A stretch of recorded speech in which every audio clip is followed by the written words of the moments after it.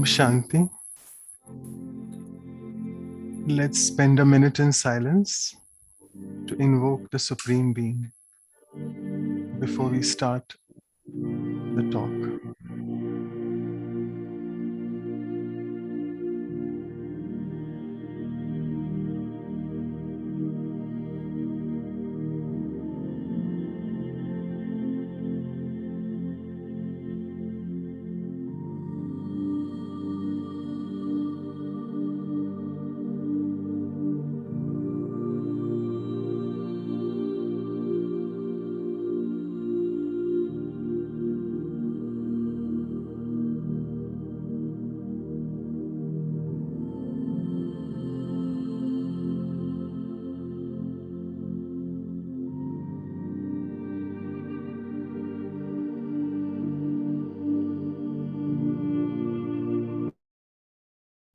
So welcome all of you to the Values for Life series.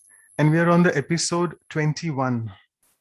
I'm sure all of you very well know the significance of the number 21.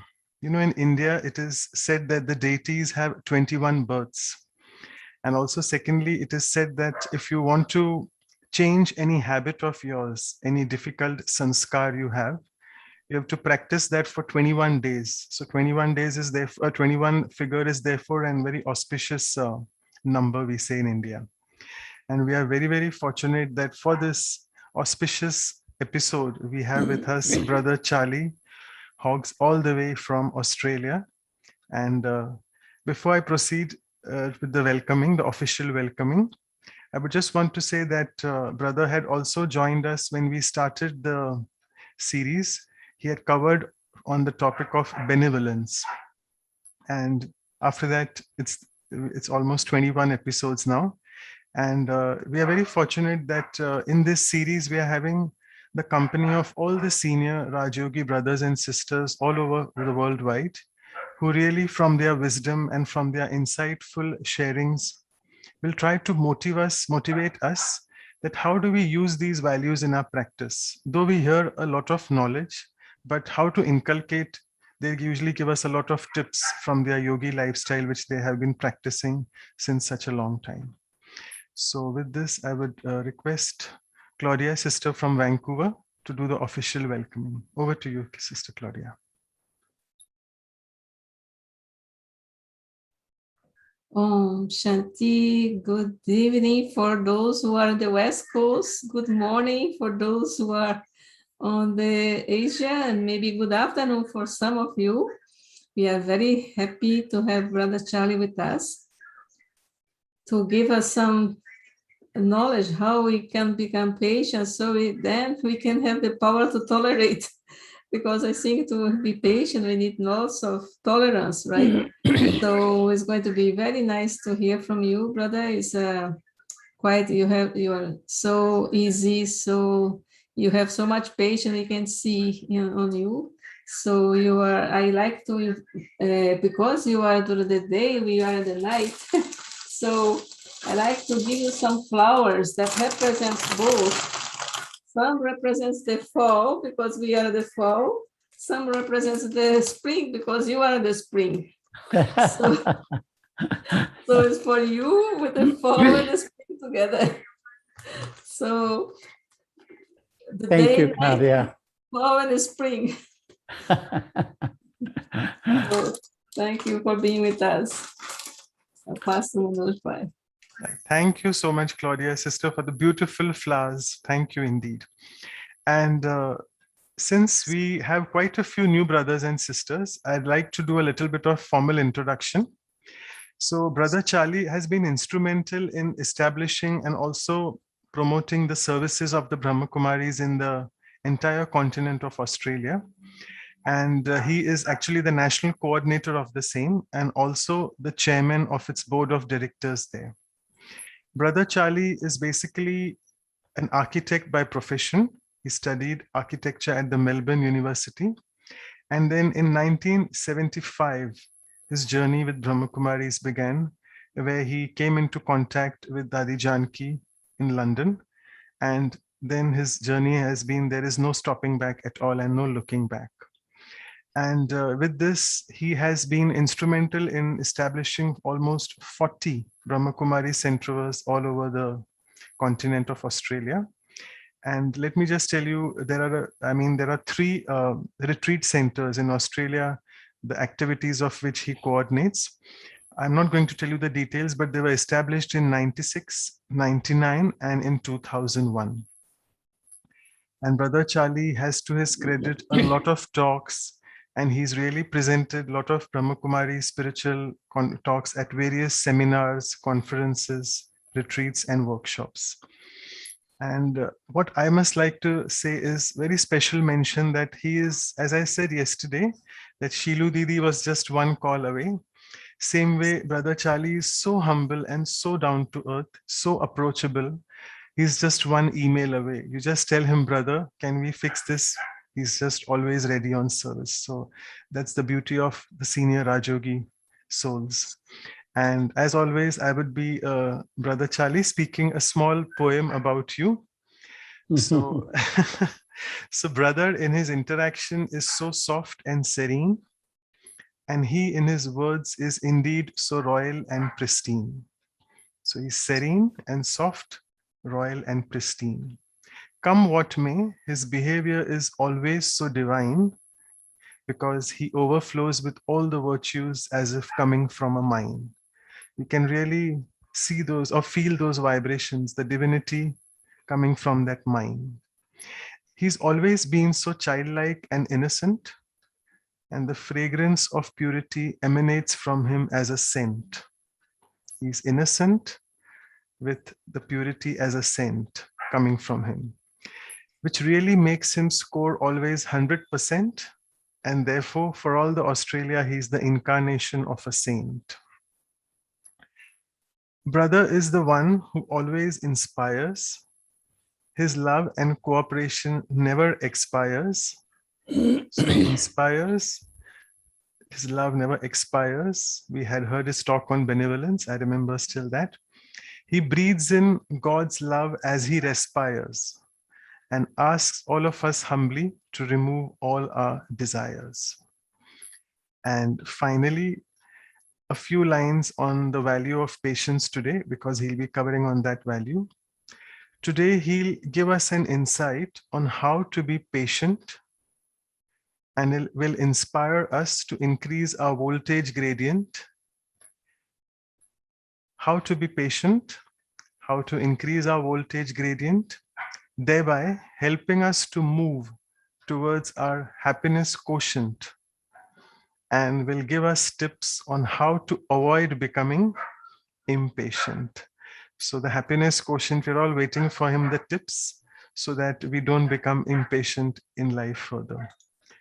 And before I pass it on to him, Anu sister, if you want to just show, yeah, thanks. So, you know, we have many more languages this time. As you all can see, the interpretation icon is there right at the bottom panel. You can click that. And actually, we are fortunate because we are in the time zone of Australia, afternoon and morning for India. So quite a few Far Eastern Asian countries are able to join. So it's Japan, Philippines, Australia as well. And obviously the west coast of US and Canada is, and Europe and Middle East as well, excluding the eastern coast of US and Canada. And the talk will go on till next 45 minutes, and your questions can start coming into the chat box. You can address that to me, say 15 minutes before he ends the talk. And then we'll have the meditation from the question and answers from 10 o'clock to 10:15 India time, and then the meditation on that value. So with this, without much ado, I would now pass it on to Brother Charlie for the talk on patience. Thank you. Om Shanti.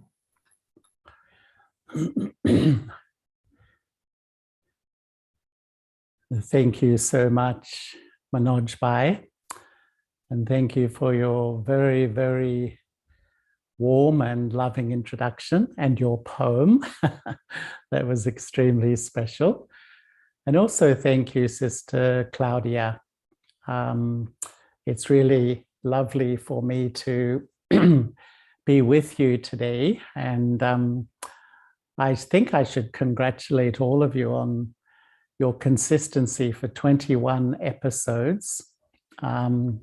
Values for Life. I think it's a huge effort from all of you. What I would like to do is just to share a few of my thoughts, and then there'll be some time for some questions. And, you know, we live in an extraordinary world. And what can we say about this world? I'm just going to go into the gallery. What can we say about this world? There is 7.9 billion human beings. There's 195 countries. There's 4,500 practiced religions. There's 6,500 spoken languages. And what we are living in is this extraordinary diverse world. We are all so different. And as we all know that there are so many problems and challenges and issues that everyone is facing in this world. And so perhaps we could say that at every moment in every day, we have the chance to practice patience. And in English, there's a saying, patience is a virtue. And perhaps today we would say patience is a great virtue. And why is patience so important at this time? Because we're living in a culture of instant gratification. We want our desires, our needs met absolutely instantly. And this culture pervades each corner of our world at the moment. So what does that really mean? We don't even have to go shopping these days. We can just order on Amazon and it will come to our front door. We don't have to research topics. We just ask a question to Google and Google will give me up to 1 billion answers. You know, everything is instant. But what is the result of this instant culture we're living in? What is the result of this sort of this gratification, this instant gratification we all want?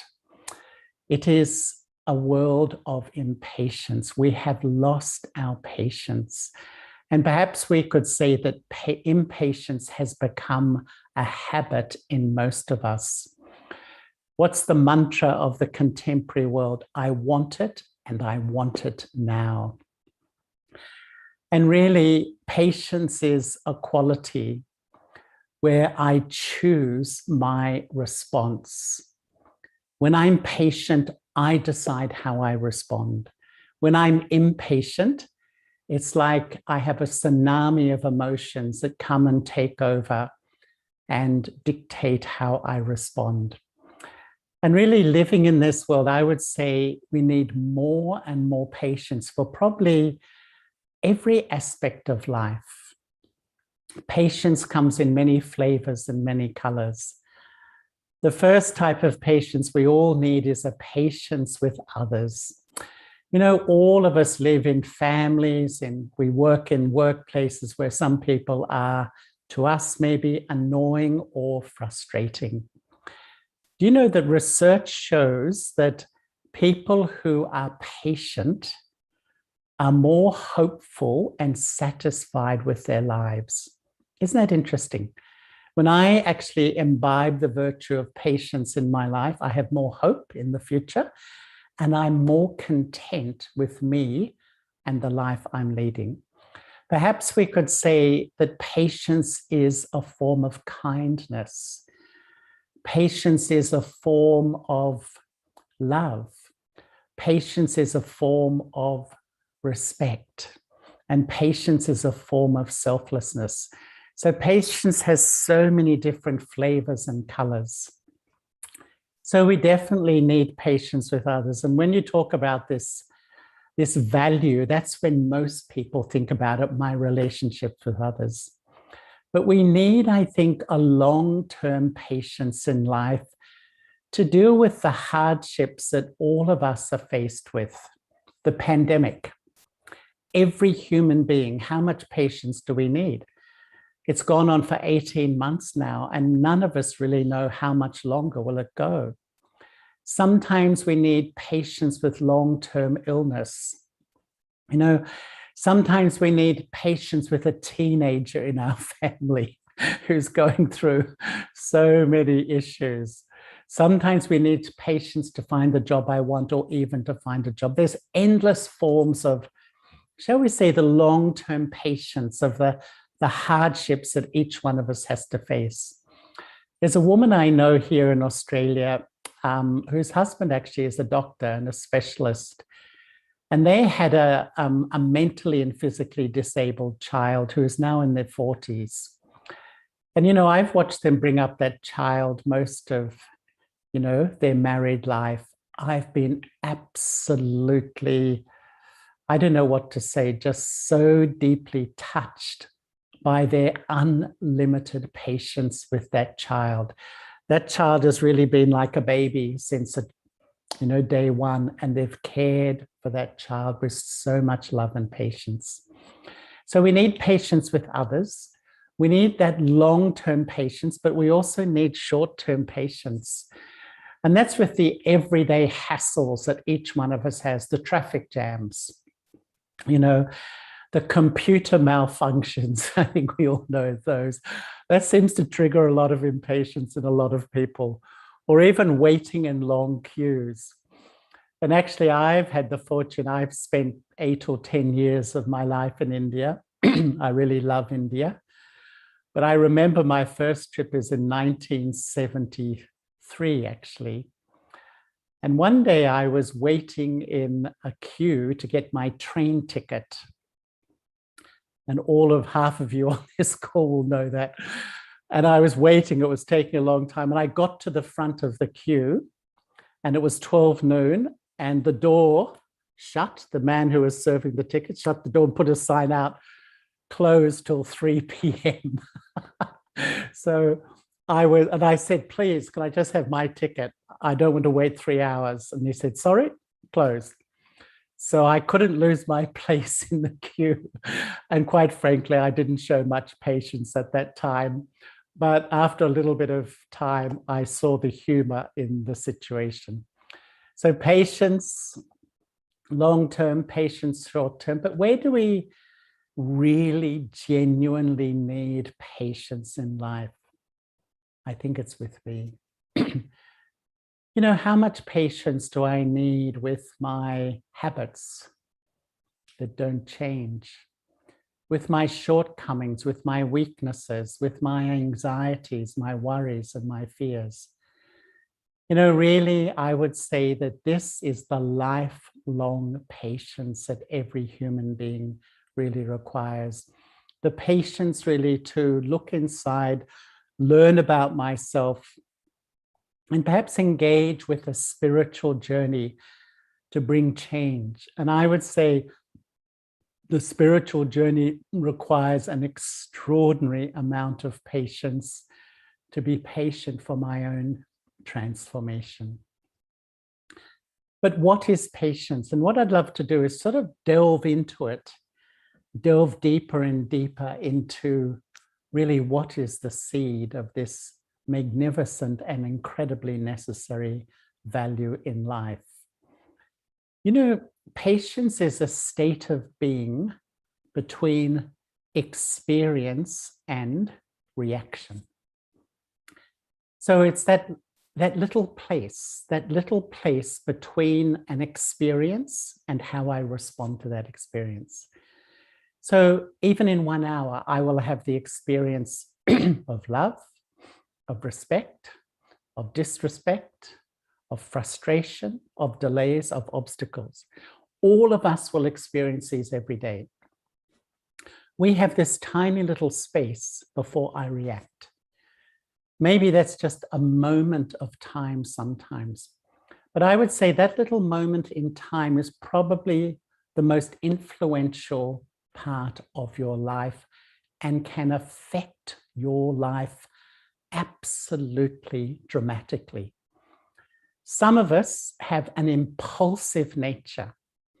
And what happens is that you know, something happens and the emotion flows through the sacred space of my mind, and the impulsive response to say something, to do something, to react.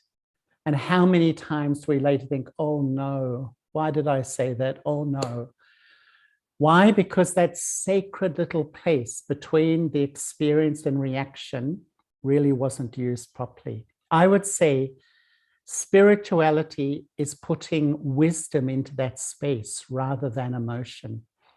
And the more that we put truth and wisdom in this sacred space, it transforms my reactions. My own experience, I've been a meditator daily for 46 years. I never miss. And what I've really noticed is that regular practice of meditation is almost like a healing balm on that sweet place between experience and reaction.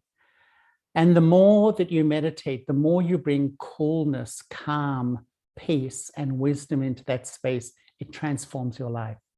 That patience means your reactions are considered, you reflect deeply, and they're from a place of truth rather than a place of impulsive emotion.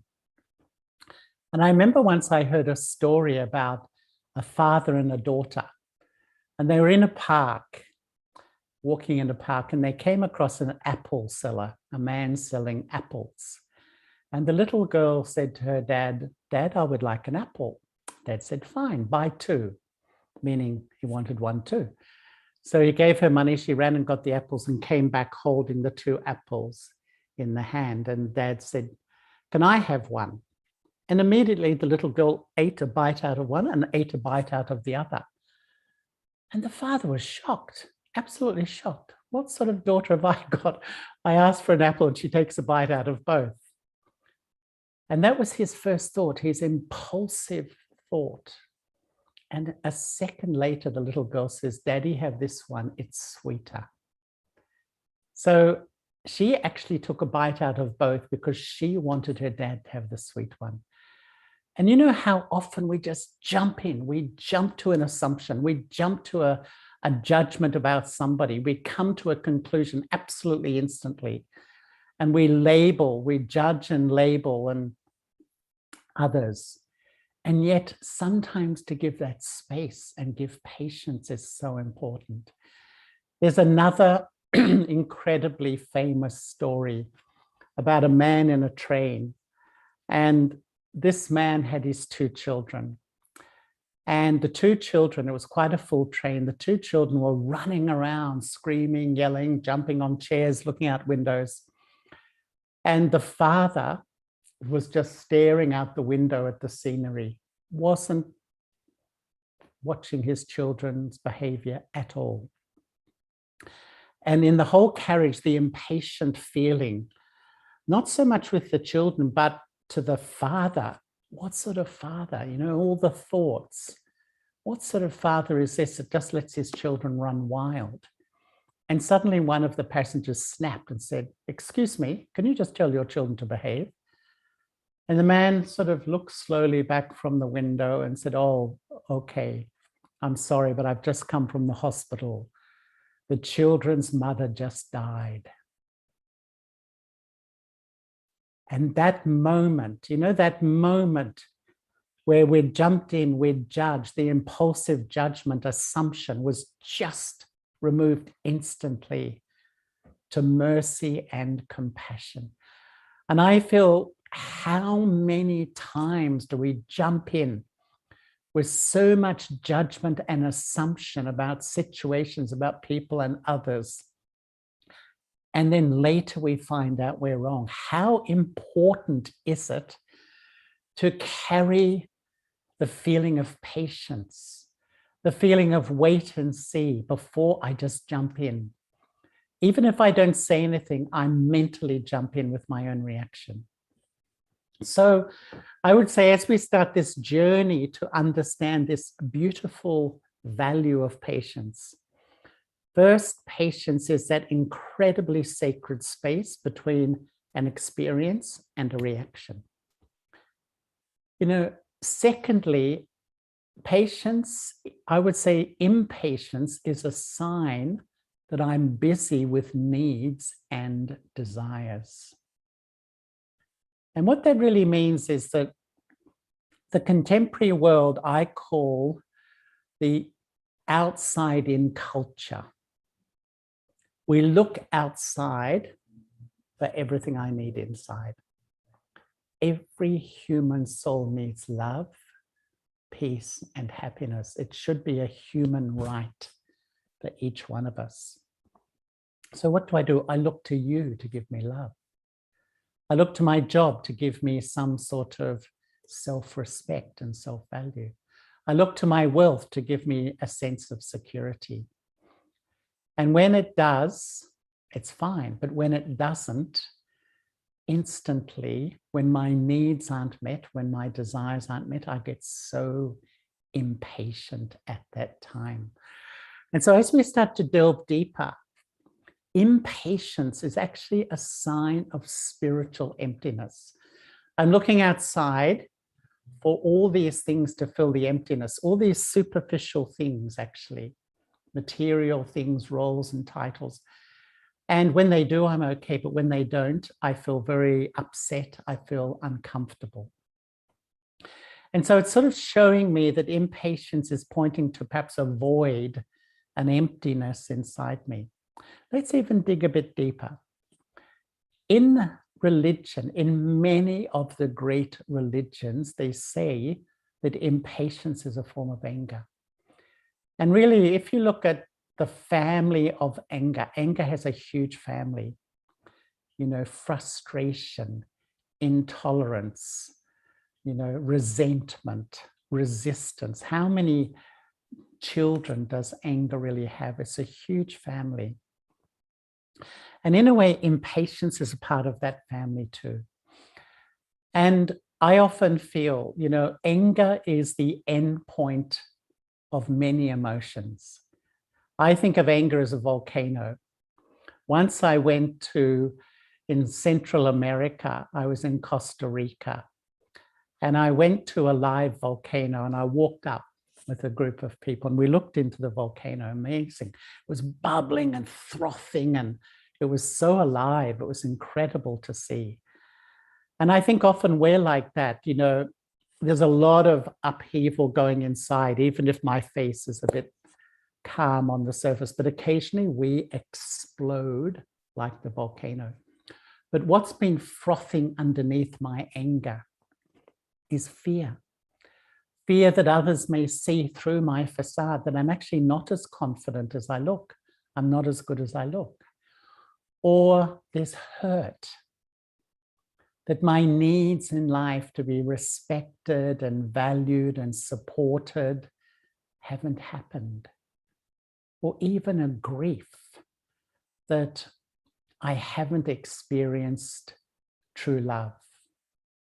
I haven't experienced true love.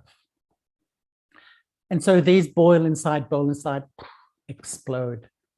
It's actually a form of impatience. Let me even go deeper.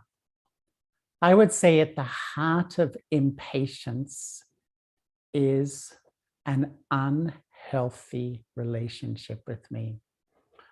Often impatience is directed or projected at people, at situations, at delays, at obstacles. You know, road rage, you know, people, a little thing, someone passes in front of me, people get wildly angry, absolutely wild, but it's just the last straw.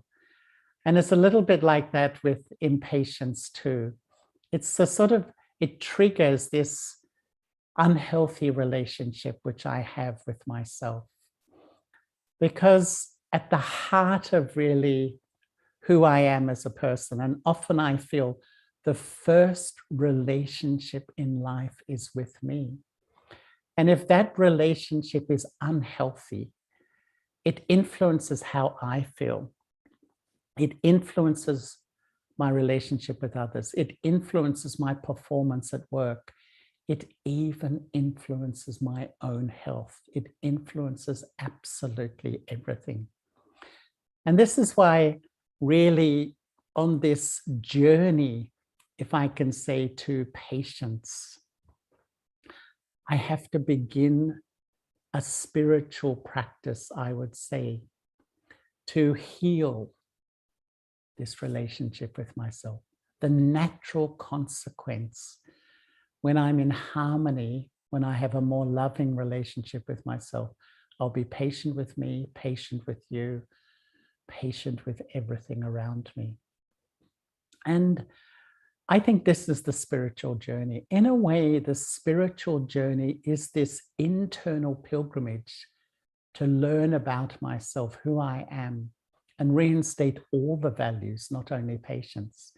Perhaps one way of describing the journey, this pilgrimage, is it's a pilgrimage from the impatient being, the one dominated by emotion, to the patient being, the one who responds based on truth and wisdom. And what an incredible journey this is. And to me, I think what I'm finding at this time, to be very frank with you, that many of us love spirituality, but there's three approaches. Some do it like a hobby, you know, once every month, Manoj and Claudia invite us to a beautiful talk. We enjoy it. That's it. You know, that's good. It is good. So it's like a hobby. Or sometimes it's like a discipline, like exercise. You meditate every day. I tend to find that a lot of us, we meditate, and the minute we meditate, we just return to my old perception and type of thinking. So I meditate for a few minutes, and then I just resort back to my old perception and my old thinking. What works these days is when it is a lifestyle. And really, when I start to build this spiritual journey into my life, where every day I'm on the journey towards patience, the journey towards peace, the journey towards that spiritual well-being. And this is the most amazing life, I honestly believe, because this path, sometimes it winds, sometimes it's very steep, it's hard work to learn about the self and be honest. Sometimes it's easy, you know, going downhill, it's easy. Sometimes you hit such an obstacle, you think it's too much. I don't know whether I'll continue. Sometimes you meet a fork in the road, you don't know which way to go. Sometimes on this journey to patience, the journey to the divine, if I can say, there is so much beauty like you have never, ever experienced before. And yet other times, sometimes there's such tiredness that the soul, you know, feels exhausted. But if you stay on the journey, to me, there is no more beautiful life. And this is why, you know, this pilgrimage, this path, this journey to your own truth, to your own higher stage, to this self-awareness, to a relationship with the divine, is really the most meaningful and purposeful life. And really, I think a part of that is that patience will emerge naturally. And for me, this journey to this value of patience, this virtue of patience, begins by healing the relationship with me. The first step to patience is to know and experience who I am. And, you know, that should be the most fundamental thing of life. And, you know, when I reflect of my inner world, at this time, there's like three personalities. I would say two of them are really instrumental for me being very patient, very short, very sharp, very overreactive, and very emotional. But one of them starts to reconnect me with who I am. And I would say a natural patience, not a contrived patience, forcing myself, a natural patience. And the first personality is a personality that is born out of my temporary identity, my body. Who do I see myself as? I see myself as this whole series of labels. My gender, my nationality, my religion, my family, my education, hundreds of labels. The common thing to all those labels is they're all temporary. And yet this is how I'm resting my sense of self, on this temporary identity. And when this is ruling, I call it the eye of arrogance or the eye of superiority. And this eye compares with others. And this eye thinks, I am better, I know more, I am right. And when it comes into my feelings, this eye is so easily insulted, disrespected, not valued, excluded, sensitive. And I feel when impatient. I feel whenever I'm experiencing hurt, insult, disrespect, impatience, no, I'm being deceived by my ego. We often project it out there, but actually a false self is ruling my inner kingdom. I'm under the influence of my false self. And when my ego is ruling, I'm so impatient with other people. You know, they don't live up to my standards. They're not good enough. They're this, they're that. Oh, can't they get their act together? Because my ego is driving my thinking. And so that little sweet sacred space between experience and reaction, my ego sits there and is judging and emotional and reactive and sometimes very angry and resentful. So that first eye, that when my ego rules my inner kingdom, I'm very impatient with delays, obstacles, people, situations, basically everything. The second eye is the flip side, and I often call it the eye of inferiority, the eye of lack of self-respect. It also takes its whole sense of identity from all the temporary labels. And when it compares with others, it does it on the inferiority side.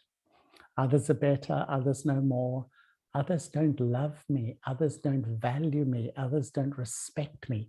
This is the reality that's going on inside of my head.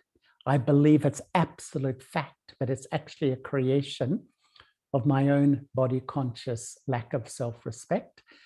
And when it comes into my feelings, that's why I feel hopeless, inadequate, unworthy, inferior, depressed, all those feelings. If you're feeling down, if you're feeling inferior or hopeless, and I'm afraid there's an epidemic of hopelessness in our world at the moment, then I would say that this eye is ruling your inner kingdom, the eye of inferiority. It's the ego of inferiority. And this eye is so impatient with the self. This eye just pays out on the self. You're hopeless, you're no good. People think this about you. You know, this is the dialogue going inside the head. And so when I'm under the influence of these two eyes, what happens? Up and down. Impatience out there and impatience in here. So short, so judgmental, so impatient. And what are we doing on this spiritual journey?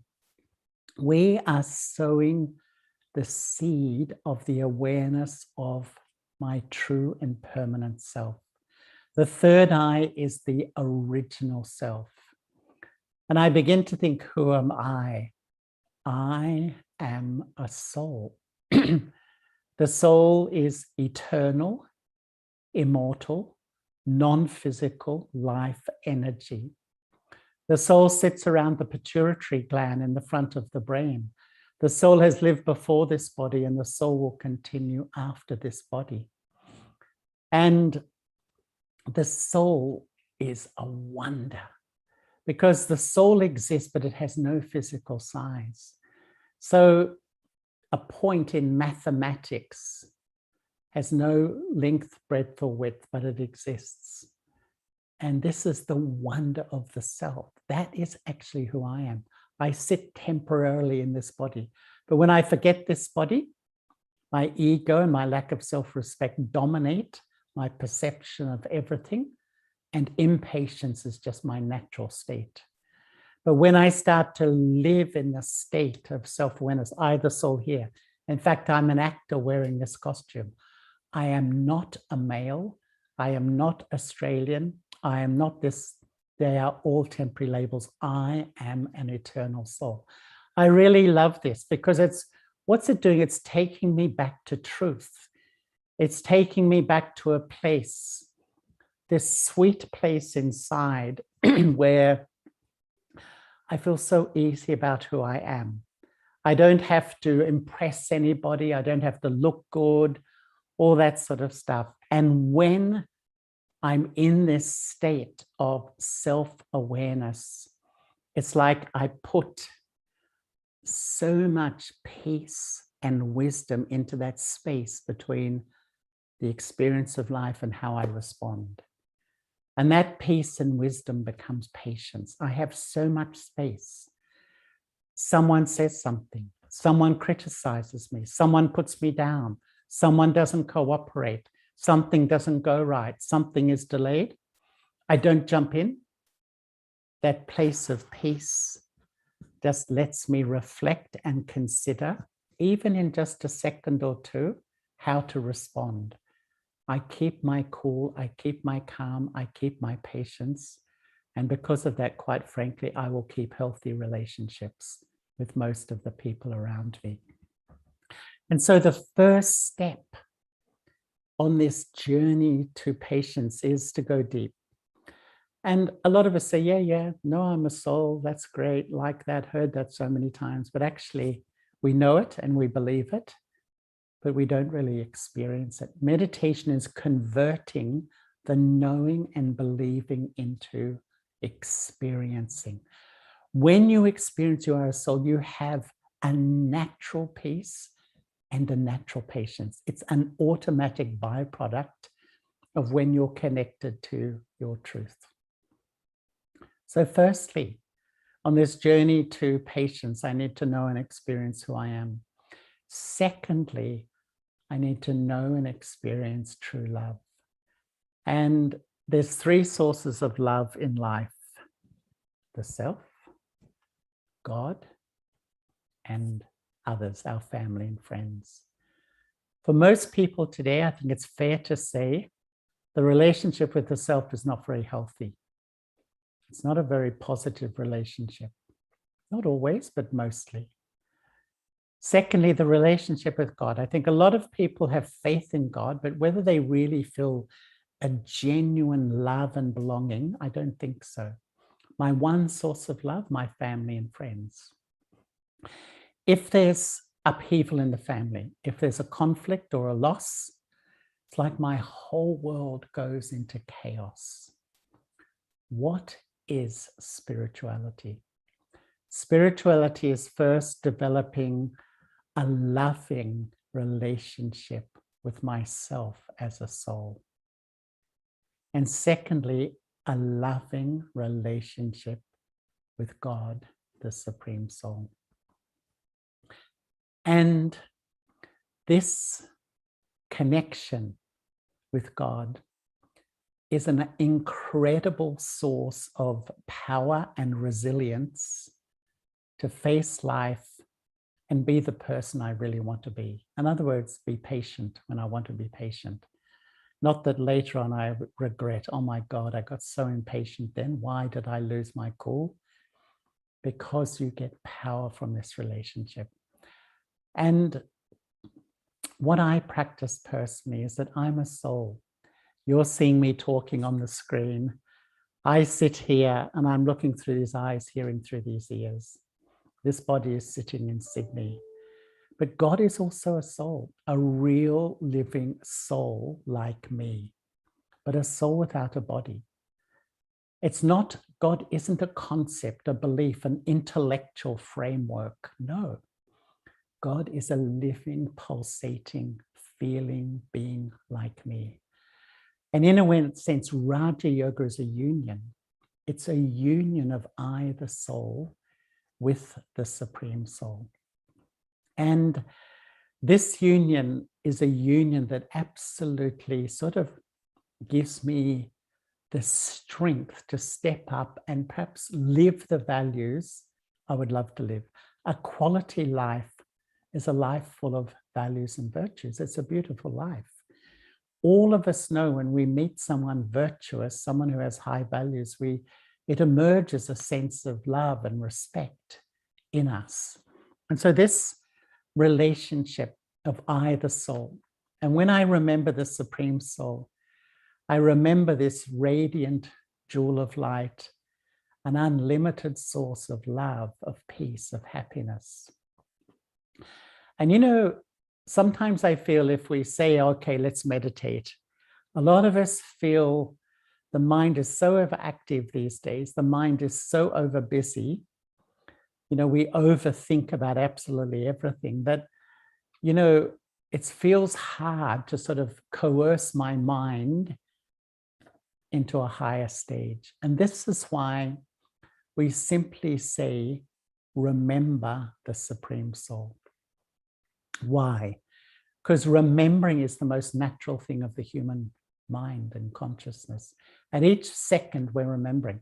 While you're watching this, you will be remembering, you know, children, things that are going on, all sorts of things happening. But each time you remember, you connect, firstly. Secondly, your influence. Thirdly, you have a feeling.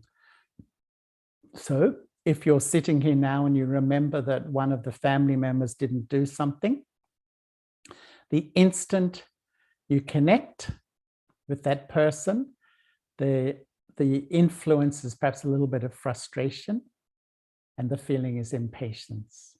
We connect, we're influenced, we get an experience.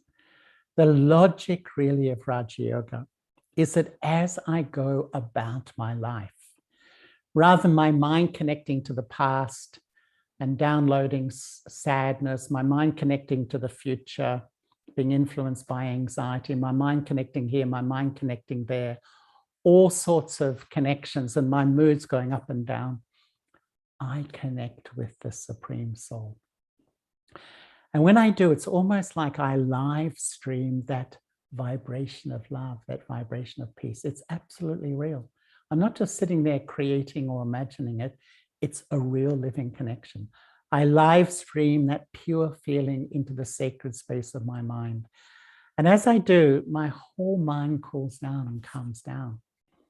And it's such a feeling of sweet feeling inside, such a sweet feeling. And what this really means is that, you know, I'm able to, in a sense, master my inner world, not through force and control, but through love and wisdom. So if I want to be patient in a situation, I just remain calm. If I need to wait and see an outcome, I remain calm. I just don't allow emotion to jump in and take over, and then sometimes create havoc in my life. Firstly, I need to know and experience who I am. Secondly, I need to remember the divine. And that gives my own experiences an incredible amount of willpower, inner strength and determination to be the person you want to be. Thirdly, I need to reflect on my relationship with time. You know, I think sometimes we are so sort of feeling short of time. You know, I don't know, it seems in the modern world we're fighting with time. We always seem time poor, mainly because we have so many desires to be fulfilled in a short amount of time. But actually, you know, when I really begin to meditate, know who I am, experience the connection, my relationship with time really changes. And I develop a patience not to jump in. You know, my own life experience has been so many times, just wait and see the outcome of something. It's not working well in the present, but sometimes we want to jump in and fix it. But actually the fixing actually can make it worse. Sometimes we need to wait and see. It's true, but sometimes perhaps that becomes procrastination. But in a sense, we don't feel that impulse, that emotion dictates to me to just jump in. And I have the patience to allow things to settle, allow things to take time. And that is absolutely a huge wisdom. Because what I find is that when my relationship, myself, God, and time changes, the way I deal with others is completely and utterly different. I think we have so much patience with people around me. So when people behave badly, in that sacred place between experience and reaction, I'm just holding wisdom, I'm holding peace, I'm holding benevolence as well. And, you know, one of the things I've learned most on this journey is about communication. Life is communication. At every millisecond, we're connecting with people. And we communicate by what we say, we communicate through my face. People get a message through my face and my vibrations. And really, 90% of the impact of your communication, whether you're a professional person with your clients, whether it's with your family members, whether it's with anyone, is non-verbal. It's your face and your vibrations. So if internally I'm impatient, intolerant, and frustrated, let me tell you, people feel it. We all instantly feel it. And that communication will not go well. And sometimes we can feel almost frustrated and impatient chronically and constantly. So it will damage relationships immensely. But if I have a sense of calm, a sense of peace, a sense of patience, a sense of respect inside, people feel it. And just your face, your vibrations calm people down, and even you give other people patience. When things aren't working, your calmness cools them down. You become an example of a patient person. We all know patient people. They have a huge effect on those around. And one thing I've learned from the Brahma Kumaris is that the most powerful thing in working with others is good wishes and pure feelings. And that's like a decision that you make in your mind, which I think is one of the most powerful decisions in life, that I'm going to have good feelings for people. Some people cooperate with me, some people don't. Some people love me, some people don't. Some people respect me, some people don't. But I made a decision, whoever they are, for the quality of my life, and if I can influence the quality of their life in the way, I'm going to have good wishes and pure feelings. You can't underestimate. There is nothing more powerful than benevolent feelings. Benevolent feelings it's almost like a perfume in the atmosphere that uplifts the spirits of others. I feel when a leader has benevolent feelings, they can transform a whole organization. It takes a lot of spiritual strength to maintain benevolent feelings when people are rude, are difficult, but it is an enormous power. And it not only breeds patience in you, but it creates patience in your organization, your team, and your family too. And you know, sometimes we're in a meeting and someone texts, I'm late 15 minutes. You have a choice. You can fume in your head, my God, don't they value our time? They're late, they're this, or you can just say, okay, thank you, that's great. I have a little bit of extra time to do something. You know, it's just a little tiny switch in my thinking, because patience has become my friend. I just switch the thought, I'm going to use this time. Just like the lady who decided to stand in long queues to create patience in her life. She decided, I'm an impatient person, I'm going to go and find every queue. And she just would stand there and then just relax and just wait. And she said it just was the best thing. And she stopped her mind fighting. You know, that fighting mind, come on, come on, do this quickly. You know, it's such a freedom when you free yourself from impatience.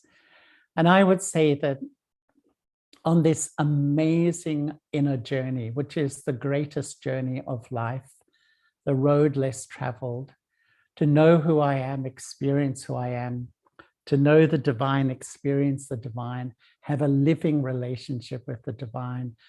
One of the main byproducts that I will experience is patience. And patience will become my incredible friend. And especially on this journey of self-change, you know, because sometimes you hit brick walls. You do hit brick walls of very tough sanskaras, tough inner states. It needs incredible patience to meditate, to study, to learn, and bring transformation in the self. And yet, when I do, it really does create a beautiful life. So I'm going to wind up because I'm looking at the time. And I think if I remember, Manoj, if anyone has questions, will you be asking me those questions from the chat box? Yeah, Brother Charlie. Thank you so much for being perfectly dot on time. And I was patiently waiting to ask you a few questions. Okay. You know, there are quite a few doctors in the audience.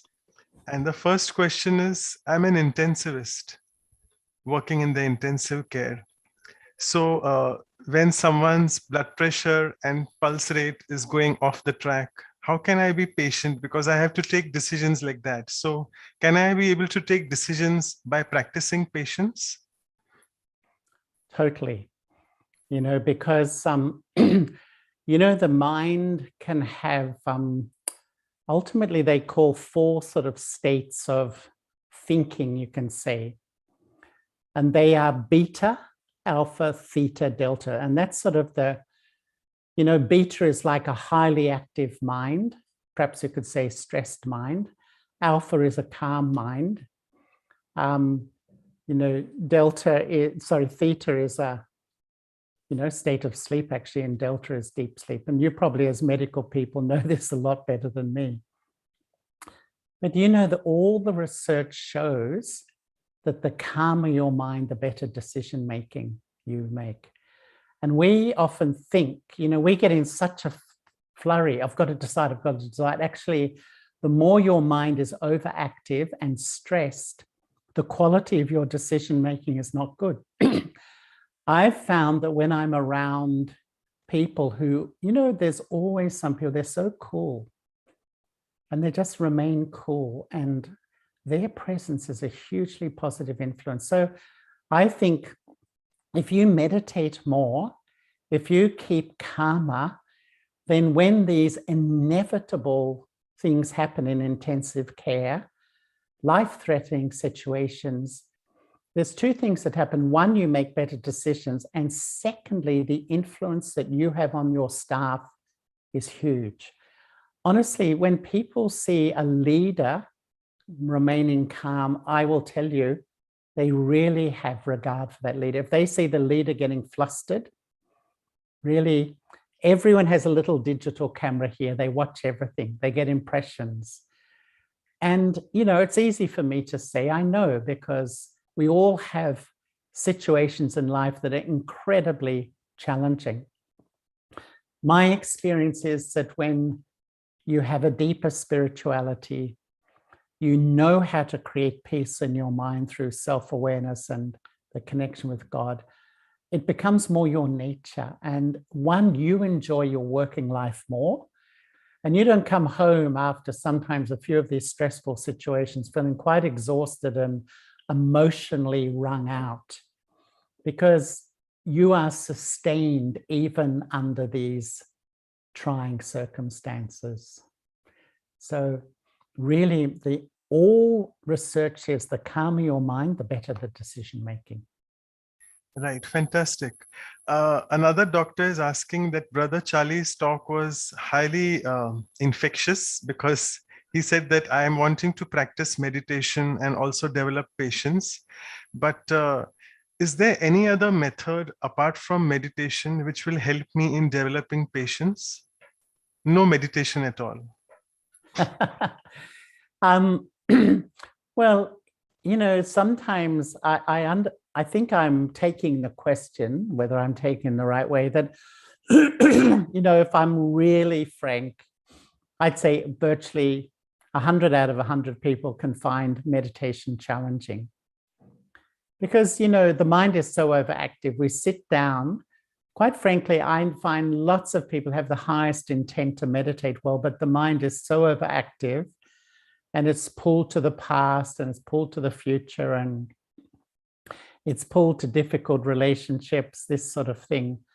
And then a lot of the impression I get is hard work, the impression of meditation. That's where I would just say that if you experiment in your life, if you do a course and you experiment with soul consciousness, self-awareness, and remembrance. In other words, rather than the subtle thread of your intellect remembering the past, remembering a bad behavior of someone, remembering, I remember an elevated being who's full of peace, power, and happiness. It's real. And the more I plug in there, it's almost like I put myself under a canopy of calm. Really, I can say I've been, as I said, a daily meditator 46 years. When I started, you know, I was up and down here and there like everyone, I suppose. But after every day, I've been amazed just how stable I feel, whether things are good or whether things are not good, whether people around me are sweet or whether there's upheaval going on. I feel quite. In other words, you've taken back the sovereignty of your inner world and you don't let situations or people govern your inner sovereignty.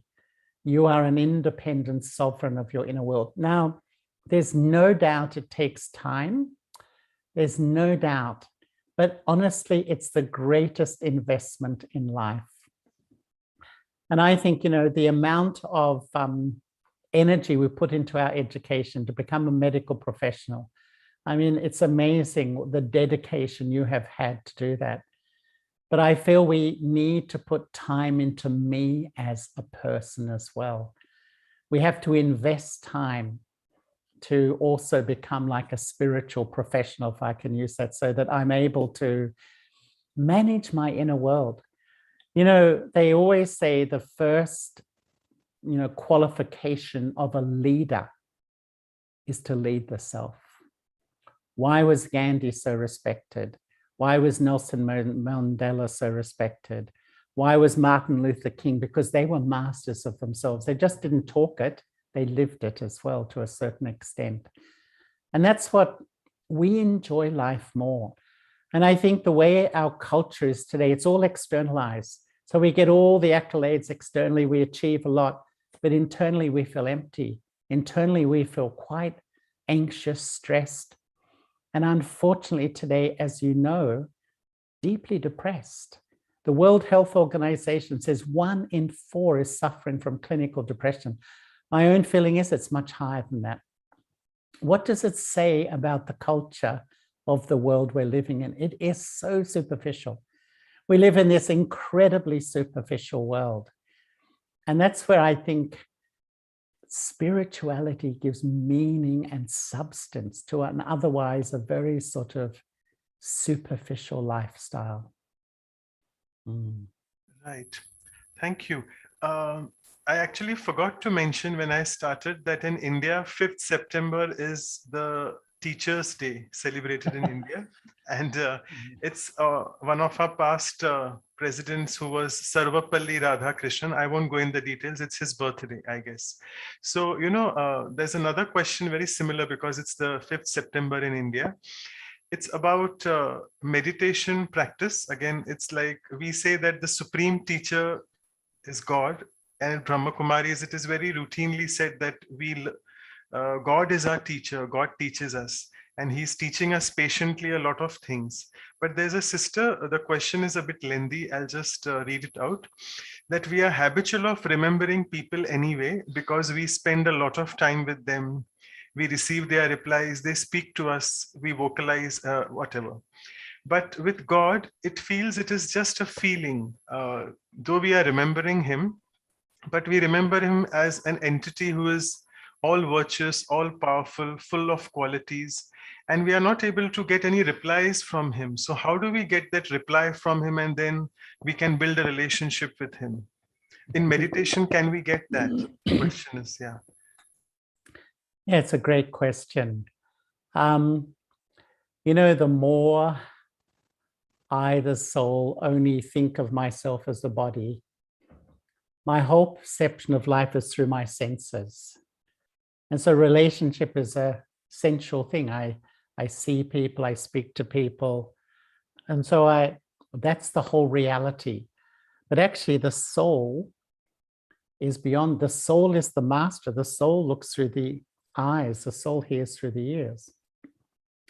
When I read a book, sometimes I shut off my ears. I hardly hear anything because I'm so focused. The soul has made a decision just to focus through the eyes. When I'm on the telephone, sometimes all my attention just goes through the sense of hearing, hardly notice what I'm seeing. We shut off from the senses. And in a sense, that's what we do when we meditate. We shut down the senses and we go beyond. And actually, in human relationships, 90% of the effect is feelings too. And it's the same in when you meditate, it's like you're connecting with an unlimited source of divine feelings, pure feelings. It's real. I'm not just imagining a being. It's not just a belief, a crutch to make me feel good. There is actually a living being who is the Supreme Soul, who is never adulterated, never becomes impure, never becomes body conscious like I, the soul, have become. And when I start to remember, it's almost like you tune into this unlimited source of feelings. The reason you have human relationships really is more than anything, you want the feelings of love. You want the feelings of belonging. You want the feelings of respect, but sometimes you get them and sometimes you get the feelings of rejection and disrespect. And then yet we keep going back because that's all we know now. We just in religion, God is sort of like so distant, so disconnected that I'm not really sure what that's all about, even if I have respect. But what's real is the human beings around me. And so I become sometimes, you know, I'm a beggar for feeling the emptiness I feel inside. When I really taste the reality of the Supreme Soul, I know that in one thought away, I have a being that can feel my heart, my own experience. You know what I do every single morning? Wherever I am, I wake up early, very early, and I just sit really quietly. And I just sort of let go. I become a bodiless soul. I love it. I go beyond all the labels of this body. I'm not a male, I'm not a female, I'm not an Australian or an Indian, nothing. I'm a soul. And I sit in front of the Supreme Soul and I allow myself to be loved. And it's like you get a quality of love you will not taste anywhere, a purity of love, a truthfulness of love. It's real. It's not just a nice belief. It's actually a real experience. But to do that, the more I'm body conscious, it's almost like the more I, the soul, relate only to my temporary identity, it sort of cuts off the capacity to connect. The more I become a soul, like a bodiless soul, then it opens the experiential connection. And really, I would really make effort to try and find somebody who can really help you. Because once you get that connection, it's like a magic thing that just opens up so much beauty in your life. It sort of opens up a lot of the parts of me that have gone shut down. You know, it's a magical experience. And I would really have patience to try to learn how to have this remembrance, this connection properly. Because I often say this, you know, I live in Australia where we have every imaginable religion and culture. There's every nationality of the world living here. And I just say, doesn't matter what religion background, you don't have to be religious, you can be religious. All you have to do is remember this being, and you can fill your heart with so much love, peace, and happiness. Fantastic. Another very interesting question is, in the office, when I am very patient with my colleagues and with my subordinates, I am taken for granted, which means they feel, oh, this guy is very docile, dormant, submissive. All these adjectives are attached to my personality. So what is the difference between being calm and patient and passionate about my work? So is there a difference? Can I be passionate and also be calm as well? Because otherwise people label me. 100%. You can be passionate and calm, because sometimes people see humility, patience, peace as weakness. It's actually strength. And a calm, peaceful, and patient person doesn't have to be, you know, it's not that I just become silent. I can state my needs. I can state my truth, but always with respect, always with respect. So I can disagree. If I feel something is inappropriate, I can disagree, but it should be done with love and respect. It's when the energy behind the words is of anger and disrespect that does the damage. And that's where, when you're full of spirituality, you can express. In fact, spirituality is strength. It's ego that is dominating, forceful, controlling, bossy, you know, in a meeting, always, you know, speaking over people. And I will tell you, outside the meeting, people love the person who is sweet, patient, respectful, but clear. Not the person who's jumping in, interrupting, dominating, and forceful. We all know this. You know, people respect someone who's virtuous. So in the short term, you might get your way, but in the long term, you won't win hearts. It always pays to be virtuous, but a virtuous behavior is not weak. It's actual strength. And really learn, you can learn how to be very humble and sweet, but if someone you feel is pushing you because they think you're weak, you can stand your ground, but you stand your ground very gently, sweetly, firmly, but with clarity. It's fine. You decide, you've made a decision. I'm a spiritual person. I live in peace and I spread peace, but I'm not weak. Great. So a quick one, if patience is the mother of virtues, who is the father and who is the child? Which virtue is the father and which virtue is children? Oh my goodness. Oh, the Father is God without a doubt, because when we have that relationship, we have unlimited patience. It's a natural consequence.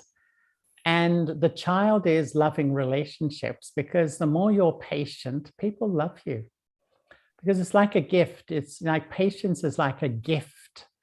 You know, when someone is, they know often that they're difficult, they know their behavior is inappropriate.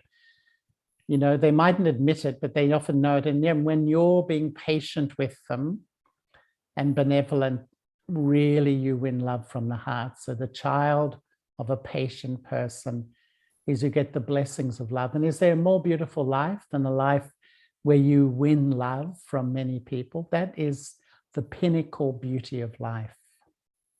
Fantastic, great answer. Actually, there are quite a few questions, but in interest of time, I'll just take the last one. Actually, we had the episode on tolerance with Nirmala Didi, and she shared a story with you on tolerance and how they had I mean, I'm not going in the details, but about tolerating the different sanskars of people coming to the center. So the next question is whether you want to share your experiences with the seniors of the organization of Brahma Kumaris, or maybe a situation whereby your patience or patient attitude helped in solving the situation? I'm trying to think just straight off the top of my head. You know, life means so many situations, and you know, in Australia now, with thousands of people come to our centers, and such a variety of people and such lovely people, but life is difficult for the majority of people these days. And if I could just think of one person just recently, he's an incredibly talented person, but he's had a lot of challenges in his life recently, and huge challenges. Actually, unfortunately, one of his brothers took his own life, and so many things like this. And he just felt he'd lost hope in absolutely everything. And what I try to do is see the value in the person, because often life means we lose our self-value. We can't see anything good in ourselves. And I think one gift of patience, in a way, is the patience for that person to see their own value in themselves, because that's really the heart of spirituality. Spirituality teaches us to know who I am and value who I am, and never give that value away to any other person. Because often what we do, we feel so inferior. We feel so much lesser than others around us, these sorts of things. And so I think, you know, I really do feel my meditation practice has really helped me be more patient with all types of people. And even when something happens, my practice is to let it go in a second. Just, does it really matter in the scheme of things? It doesn't actually. We allow ourselves to get so wound up by tiny things often. I don't try to do that. I try to put it all in perspective and put a full stop in a second. Just put a full stop and let it go. And yeah. Okay, that's a great takeaway. Full stop and let go. And thank you immensely for patiently answering the questions. And it's already, we are about time. I will now request Dr. Ashok Mehta, who is also with us. He'll be proposing the vote of thanks. Yeah. How wonderful, Ashok Bhai. It's always lovely to see him and hear from him. I've always admired the peace on face of Charlie Bhai. For years, I've been watching him. He's like absolutely water, still water. And I know now the secret. He has found the secret to being constantly soul consciousness. And he's talked about love, wisdom, and calmness, which I see all along in his life. I never knew the depth of his thinking. I think he has unfolded the multifarious phases of patience in a different way, taking us back to our own selves and the meditation. I think it has been fantastic, a free-flowing, dynamic personality, which we have experienced today. And how to get connected to God is the final answer. I think that's where the secret is, and you have let the secret out for those who are new to this group. Thank you very much, Charlie Bhai. It's such a pleasure to listen to you this morning. Om Shanti. Oh, Ashok Bhai, it's so lovely to see you. And it's quite really my pleasure. And I have a memory actually with you when the day before Daddy Prakashmani died. I don't know whether you remember. You probably don't, but you and I walked around in Shantivan, round and round and round talking. And I still remember the conversation. It was a wonderful conversation. So It's lovely to see you, and please give love to the family too. It's special to see you. Thank you. Thank you. Thank you so much, both of you. And over to you quickly, Anu sister, for the announcements before we go on to the meditation with Brother Charlie.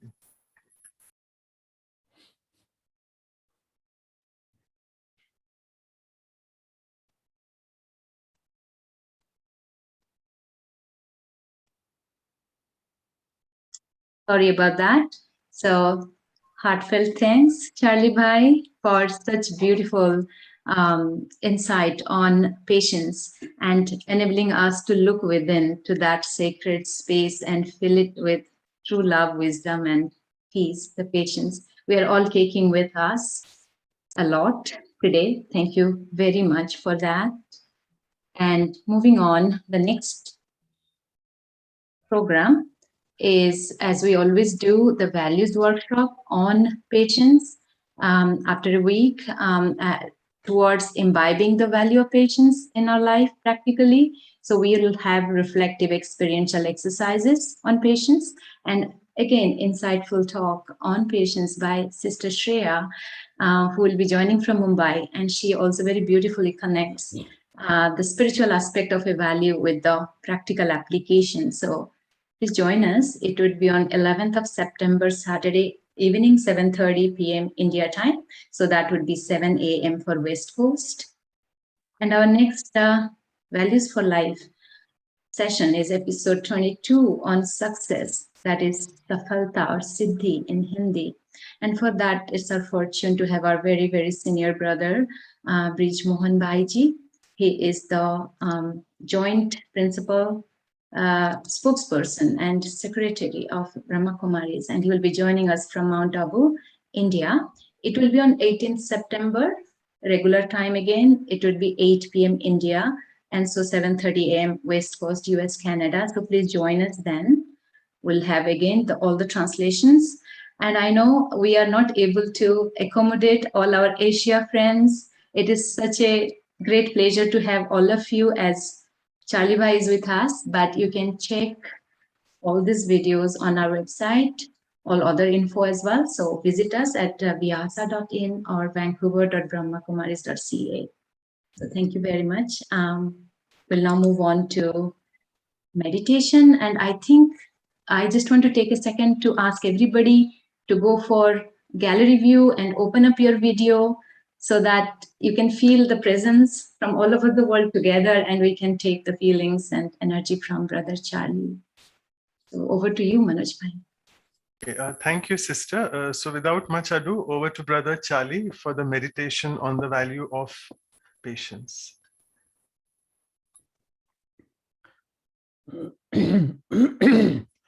So thank you so much, everyone. And if I can suggest just for these few moments to put down devices and really let's have a very, very deep and determined thought.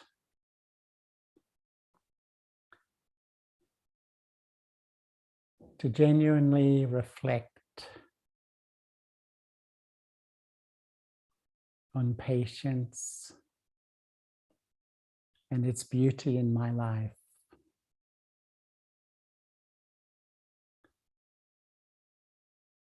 Let me just reflect on that precious space between an experience and a reaction. Let me ask my heart, am I still impulsive? Do I let my old emotions dictate my responses? Or am I filling this sacred space with wisdom and patience?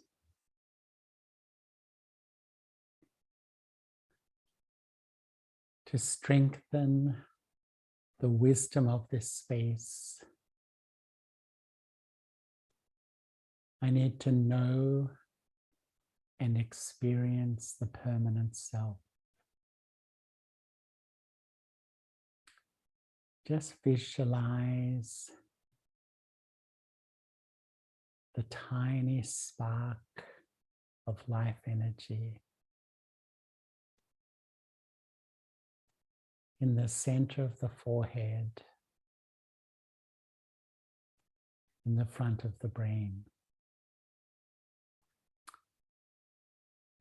Just feel how minute and subtle I, the eternal self, am.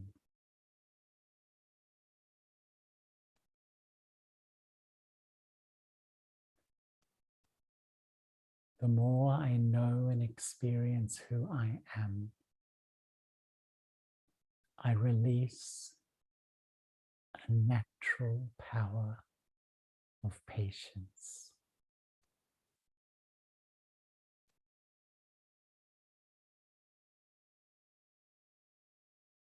And in this state of soul consciousness,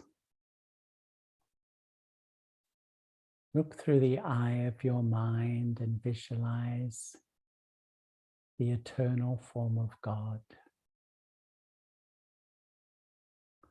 a radiant jewel of light,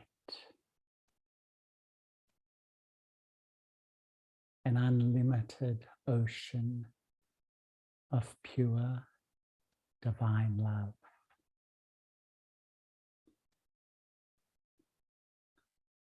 Become like a little child and allow yourself to be completely loved. Feel this pure love entering the core of your being. Just relax. Allow yourself to be loved. Nothing will heal like this pure love.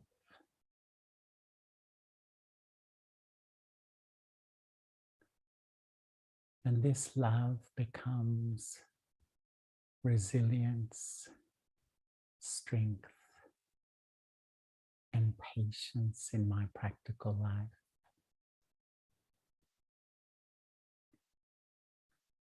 When that sweet space between experience of life and reaction is filled with divine love, I have a natural, unlimited patience.